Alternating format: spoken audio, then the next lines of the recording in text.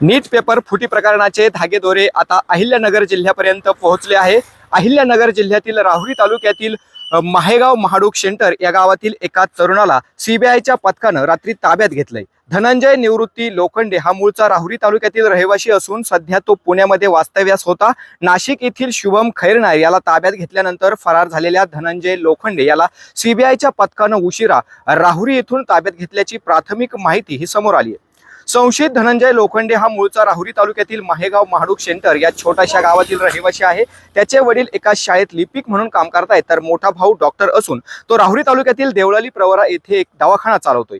धनंजय याने 2 वर्षापूर्वी कर्नाटक राज्यातील मंगळूर येथील आपले BA-MS चे शिक्षण पूर्ण केले। गेल्या 4 वर्षापासून तो पुणे जिल्ह्यातील वाघोली येथे वास्तव्यास आहे आणि तेथे त्यांनी शिक्षण पूर्ण केल्यानंतर तेथेच प्रॅक्टिस देखील सुरू केली। मेडिकल ऍडमिशन साठी काउन्सिलिंग करत असल्याची देखील माहिती त्याची समोर आली आहे। सीबीआयने नाशिक येथून शुभम खैरनार याला पेपर फुटी प्रकरणात ताब्यात घेतल्यानंतर त्याच्या जबाबातून धनंजय लोखंडे याचं नाव समोर आलं आणि त्यानंतर सीबीआयच्या पथकानं फरार असलेल्या धनंजयला चौकशीसाठी राहुरी येथून ताब्यात घेतलंय। धनंजय याच्या कुटुंबियांशी संपर्क केला असता त्यांनी माध्यमांसमोर बोलण्यास नकार दिलाय। मात्र धनंजय हे असे कृत्य करू शकत नाही असं देखील त्याच्या कुटुंबियांनी आपल्याला ऑफ द रेकॉर्ड सांगितलेलं आहे।